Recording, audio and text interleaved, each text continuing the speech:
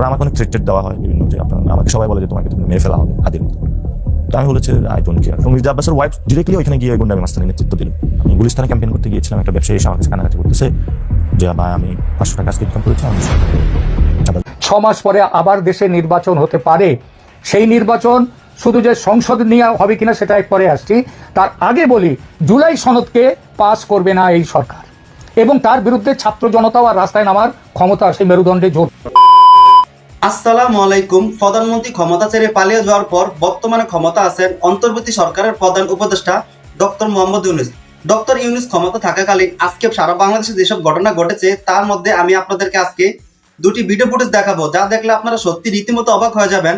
তাই বলছি সম্পূর্ণ ভিডিও জুড়ে আমার সাথে থাকবেন, তাহলে সবকিছু বুঝতে পারেন ইনশাআল্লাহ। তো দর্শক শ্রোতা, আমি আজকে আপনাদেরকে পর্যায়ক্রমে দুটি ভিডিও ফুটেজ দেখাবো। চলুন আমি আপনাদেরকে একটি ভিডিও ফুটেজ দেখে আসি। আমাকে অনেক থ্রেটেড দেওয়া হয় বিভিন্ন, যে আপনার আমাকে সবাই বলে যে তোমাকে তুমি মেরে ফেলা হবে আদিল। তো আমি বলেছি আই ডোন্ট কেয়ার। এবং মির্জা আব্বাসের ওয়াইফ ডিরেক্টলি ওইখানে গিয়ে গুন্ডামি মাস্তানি নেতৃত্ব দিল। আমি গুলিস্তানে ক্যাম্পেইন করতে গিয়েছিলাম, একটা ব্যবসায়ী এসে আমার কাছে কানাকাটি করতেছে যে ভাই আমি 500 টাকা আজকে ইনকাম করেছি, আমি চাঁদার জন্য দিয়ে দিয়েছি। তো আমি ওনা থেকে পুরো হিস্ট্রিটা শুনলাম। It's like the multi level marketing system, একদম আপ লোয়ার লেভেল থেকে বলছেন অফিস করছে, ওইখান থেকে আমি এটা পাই। তো এটা পিছনে কি খুঁজতে খুঁজতে পাইলাম আমাদের যিনি এই যে আব্বাস ভাই আছে, উনি ঢাকা শহরে কিন্তু বড় একটা গ্যাংস্টার, এবং উনি পুরো ফাইন্যান্সিয়াল এই সাম্রাজ্যটা নিয়ন্ত্রণ করে, ছাত্রদল যুবদল সব কিছু। আমি এগুলো কিন্তু আগে অত বেশি, আমি মনে হচ্ছে যে বিএনপি একটা স্থায়ী কমিটির সাথে ভদ্রভদ্র লোকই হবে। আমি শুনতাম যে খারাপ লোক আছে, কিন্তু এত খারাপ যেটা জানতাম। তো ওনার ব্যক্তির প্রতি আমার কোনো রাগ নাই, ইটস অ্যাবাউট দ্য সিস্টেম। তো পরে আমি কথা বলা শুরু করি এবং দেখি যে তারা আমাকে অনেক হেনস্থা করা শুরু করে। তো পরবর্তীতে আমি আরেকটু ইন্টেন্সিফাই করি। তারপর আমাকে অনেক থ্রেটেড দেওয়া হয় বিভিন্ন, যে আপনার আমাকে সবাই বলে যে তোমাকে তুমি মেরে ফেলা হবে আদিল মতো। তো আমি বলেছি আই ডোন্ট কেয়ার। আমার ওই যে গুলিস্তানে যে লোকটা চাঁদাবাজি শিকার হয়েছে, সেটার দ্বারা যে আমি এফেক্টেড হয়েছি এটা আমার অনেক মনে নাড়া দিয়েছে। তো আমার মনে হয়েছে যে বাংলাদেশের হলো আমাদের সবচেয়ে তরুণদের অভাব, ইকোনমিক সিস্টেম প্রবলেম। তাহলে ব্যবসা দরকার, ম্যানুফ্যাকচারিং হাব দরকার। ম্যানুফ্যাকচারিং হাব কি করে? আপনি যদি দুর্নীতিতে হলে চাঁদাবাজি শিকার হন, আপনি ব্যবসা করবেন। ব্যবসা না করলে আপনার চাকরি হবে না, আমাদের তরুণদের চাকরি না হলে বাংলাদেশের উন্নয়ন হবে। তো আমাদের সেটা মনে হয়েছে একটা বড় প্রবলেম ইকোনমিক গ্রোথের ক্ষেত্রে চাঁদাবাজি। আবার হলো লাইসেন্সিং এর ব্যবসা, যেটা হলো দুর্নীতি হয়ে থাকে, এটাও বন্ধ। আপনাকে নিয়ে উনি মন্তব্য করেছে যে আপনি এত ভোট পেলেন কিভাবে, সেটা নিয়ে উনি চিন্তিত। সো আপনি এই হেরে যাওয়াটাকে পজিটিভ হিসেবে দেখছেন? আমার তো হারানো হয়েছে। আমার বেসিক্যালি হলো আমি তো গিয়েছিলাম ওই যে মির্জা আব্বাস মহিলা কলেজে, ওইখানে ভোটের গিয়ে দেখলাম খুবই স্লো। তারপরে হলো আমি যখন রেলওয়েতে গেলাম, সেখানে অনেকগুলো আমি তাদের আকাম কুকাম ধরলাম। পরে আমাকে ডিরেক্ট মাথায় এসে বসিয়ে মারলো একজন প্রার্থীকে, অবরুদ্ধ ছিলাম, আর্মি উদ্ধার করলো। তো বিকালবেলায় পরবর্তীতে আমি আরো কয়েকটা কেন্দ্রে গেলাম, অব্যবস্থাপনা আমি দেখতে পাইলাম। ওইখানে ছোট ছোট রিগিং হচ্ছিল। তো তাদের সেট আপটা, এটা বাংলাদেশের যে ইলেকশন সিস্টেমটা, এটা পুরো একটা করাপ্টেড সিস্টেম, কর্পোরেট সিস্টেম। আপনি অনেকগুলো টাকা কামাবেন, টাকা নিয়ে বসবেন, এবং একটা পুরো কর্পোরেট সিস্টেম করে কেন্দ্র করে সবাইকে ম্যানেজ করে তারপর হয়তো প্রিজাইডিং অফিসার যারা, সেখানে আগে একটা বুকিং দেওয়া হয়েছে। আপনি দেখবেন মির্জা আব্বাস সাহেব হলো বাংলাদেশ ব্যাংকে গিয়েছে, সেখান থেকে কথা বলে বাংলাদেশ ব্যাংকের অনেক কর্মকর্তাকে প্রিজাইডিং অফিসার বানিয়েছে, এবং সেখানে হলো দুর্নীতিগুলো বেশি করছে। সন্ধ্যার পরে তারা কি করেছে, যে মানুষ তো ভোট দিয়ে গিয়েছে, এবং আমি তো দেখছিলাম যে আমার ভোটের রেশিও এবং আমি মানুষ থেকে যে রেসপন্স পেয়েছি, সেই জায়গা থেকে আমি মনে হচ্ছে ঠিক আছে, এটাতে আমাদের ইনশাল্লাহ জয় আসবেই। তো আমি একটু নির্ভয় ছিলাম যে ঠিক আছে, আমাদের সবকিছু ঠিক আছে। একসাথে 97টা কেন্দ্রে তারা অ্যাটাক দিচ্ছে। এটাতে আমাদের এজেন্ট যারা, তারা ভোটে গিয়েছে, এবং প্রিজাইডিং অফিসার ছাড়া তারাও ভোটে গিয়েছে, এবং এজেন্টরা ভয় হলে সাইন করে দিয়েছে, ওইটা যারা যেভাবে বলেছে সেভাবে। ফলত আমাদের তো টাকা পয়সা না, যে 97টা কেন্দ্রে, তাহলে প্রত্যেকটা কেন্দ্রে আমার 200-300 করে লোক থাকে, এবং তারা হলো অস্ত্র শস্ত্র সজ্জিত। আমার তো ওই জায়গায় ক্যাপাসিটিটা ছিল না। প্রত্যেক কেন্দ্রগুলো যখন অ্যাটাক হয়েছে ভোটের হলে, ওই জায়গাটা রিগিং শুরু হচ্ছে।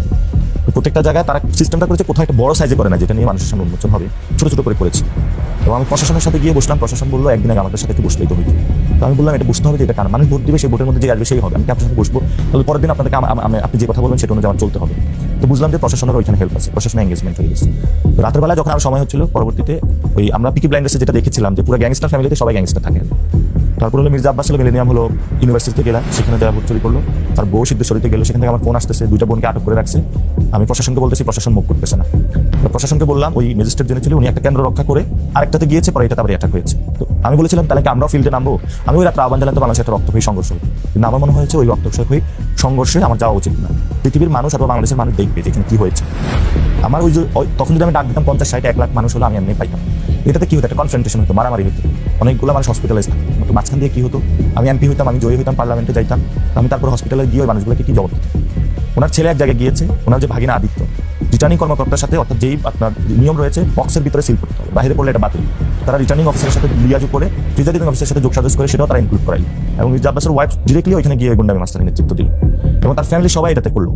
সেই জায়গাটা হলো এই যে সন্ত্রাসী অ্যাটাকের একসাথে অ্যাটাক পুরো ব্ল্যাক আউট হয়েছে। এটা আমরা কিভাবে ট্যাকল দিই? আমার তো অর্থাৎ আমাদের এখানে 108টা কেন্দ্র, প্রত্যেকটা কেন্দ্র মাফিক, তারা হলো পার ডে তাদের হলো 30,000 টাকা করে খরচ ছিল। এখন পার ডে তারা খরচ করেছে, আমি ফুল ক্যাম্প মানে আমার ফুল ইয়াতেও একটা কেন্দ্র খরচ হয়নি, আমি যে টাকা খরচ করেছি আমি মানুষের কাছে বেশি গিয়েছি, মানুষ আমাকে ভোট দিতে এসেছে।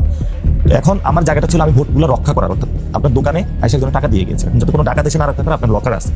আমি যে লকারও দিচ্ছি এই লকারটা তো আমার দেওয়ার কাজ না, এটা ইলেকশন কমিশনের দেওয়ার কাজ। ইলেকশন কমিশনের কাজ হলে মানুষের ভোট দেবে, সিকিউর করবে, যে জয়ী হবে তাকে জয়ী। তো সম্মানিত দর্শক শ্রোতা, আশা করছি আপনারা সম্পূর্ণ ভিডিও পড়ে মনোযোগ সহকারে দেখেছেন। অন্তর্বর্তী সরকারের প্রধান উপদেষ্টা ডক্টর মোহাম্মদ ইউনূস ক্ষমতা থাকাকালীন আজকে সারা বাংলাদেশে যেসব চাঞ্চল্যের ঘটনা ঘটেছে তার মধ্যে থেকে আমি আপনাদেরকে যে কয়েকটি গুরুত্বপূর্ণ ভিডিও ফুটেজ দেখিয়ে দিই, তাও বুঝতে পেরেছেন। এই বিষয়ে আপনাদের গুরুত্বপূর্ণ মতামত অবশ্যই কমেন্ট করবেন। চলুন আমরা এই বিষয়ে আরো কয়েকটি ভিডিও ফুটেজ প্রমাণ সহকারে দেখে আসি। 6 মাস পরে আবার দেশে নির্বাচন হতে পারে, সেই নির্বাচন শুধু যে সংসদ নিয়ে হবে কিনা সেটা পরে আসছি। তার আগে বলি, জুলাই সনদকে পাস করবে না এই সরকার, এবং তার বিরুদ্ধে ছাত্র জনতাও আর রাস্তায় নামার ক্ষমতা, সেই মেরুদণ্ডে জোর তাদের আর নেই। আর তাছাড়া সব থেকে বড় কথা, বিএনপি বিপুলভাবে ক্ষমতায় ভোটে জিতে ক্ষমতায় এসছে। সুতরাং বিএনপির সাথে বিএনপিকে আর উত্তপ্ত করা এই মুহূর্তে ছাত্র জনতার ক্ষমতায় নেই। তাহলে বিএনপি তখন করতে পারে কি, নতুন করে আবার গণভোটের ব্যবস্থা করবে 6 মাস পরে। এই গণভোটের মধ্যে কি আবার নতুন করে সংসদ নির্বাচনের কথাও আসবে? সে কথা কিন্তু একেবারে ফেলে দেওয়া যায় না, কারণ ইতিমধ্যে ভারত এবং আমেরিকার সাথে একটা চুক্তি, একটা বিএনপির একটা গোপন বোঝাপড়া হয়ে গেছে। সেই বোঝাপড়া অনুযায়ী 6 মাস পরে নতুন ভোট আসবে, সেই ভোটে আওয়ামী লীগের ওপর থেকে তার আগেই নিষেধাজ্ঞা তুলে নেওয়া হবে।